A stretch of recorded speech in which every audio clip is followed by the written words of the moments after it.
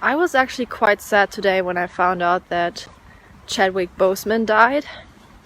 You might know him. I mean, he got pretty famous for playing the Black Panther. And yeah, it really saddened me that he passed away recently. Especially because, he was only 43 years old. I was also trying to see the meaningful side of it. First, I was thinking about it from the type perspective, right? I still haven't typed him properly. I just got the very quick impression that he could be an introvert, he could be a sensing type, the kind of type that is not overly focused on introvert sensing. The health perspective, that's at least what they say in Socionics. So I was thinking has probably extrovert sensing as a second function. And you can see it in the way that he kind of pushed, hid his disease, and he pushed through. He had colon cancer, but he made movies anyway. Didn't stop, and he pushed through, and he powered through. And this is very common for people who have extrovert sensing as the first or second function. They go against the pain and they just push through. Not all of them, to be fair. It also takes a certain kind of character, a certain kind of maturity, and maybe also Enneagram type. Type 4s don't push through as much, but they might push through in other ways. Anyway, so I was thinking that's probably his type in MBTI or in Socionics, Jungian type.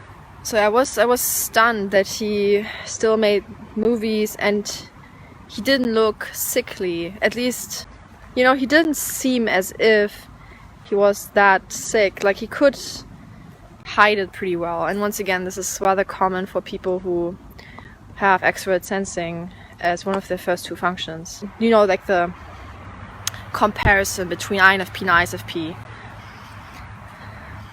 Like, a lot of INFPs have like a bit of an obsession with health or being sick or something like that.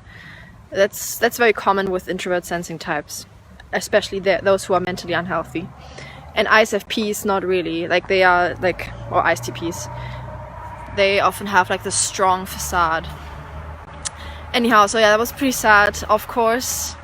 So I had first this typological thought about it, and then the other thought was what the significance of this event is, not just on a social scale, not just concerning his fans and family, but what it means for life purpose and personal self-development.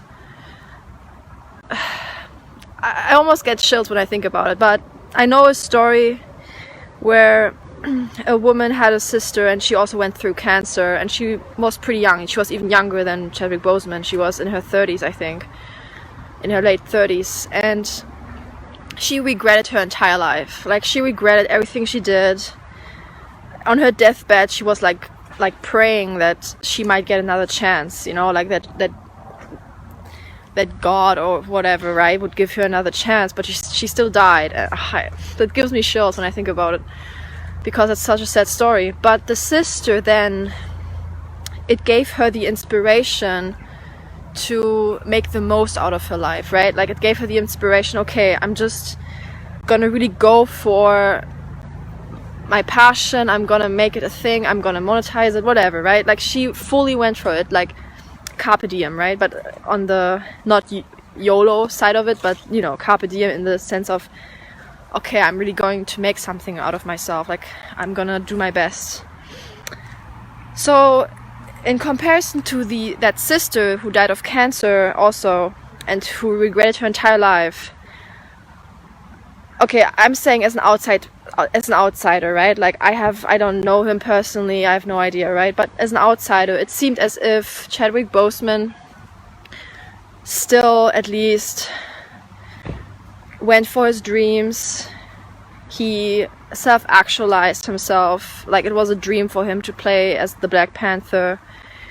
obviously he touched a lot of people, like a lot of people's hearts, and he had quite a, you know, some influence, right? YOLO. Yeah. Yeah, I mean, to carpe diem is usually the fancy way and the older way of YOLO, like you only live once. And it's very type 7, and oftentimes it's not used in a good way. But when it comes to really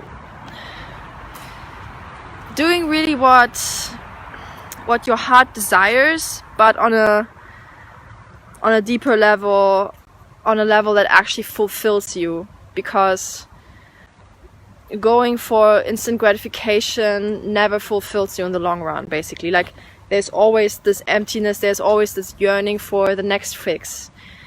You know, it's like an addict who's constantly on the look for the next fix, very quickly. And yeah, that's not what I mean with carpe diem. I mean really just to gather yourself, like just to gather your spirit, your soul, and just to go for it. And yeah, so as I said, I think Chadwick Boseman did that in his life. It appeared as if he did that. And he still, you know, he still pushed through. And as I said earlier, I think that was his extrovert sensing, that he still pushed through despite being sick and ill, that he still made movies, he still followed his purpose, his mission. Yeah, I mean, yeah, I'm an introvert intuition, and I also value extrovert sensing type, right?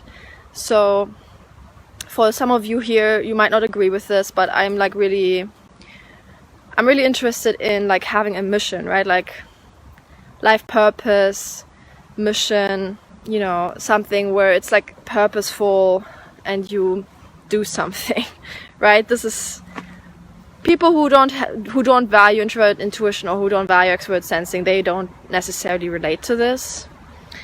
But even some people, I mean, there's even some who are like ISTP or ISFP, and they still prefer to choose a more comfortable route, which is also fine. To each their own, you know. The aim of what I do here, and the aim of what I am also going after, is, you know, self-actualization. It depends on who you are and what your skills are and what your interests are. Anyway, so yeah, that's what I was thinking about Chadwick Boseman's passing today. So this is like one thing I wanted to talk about.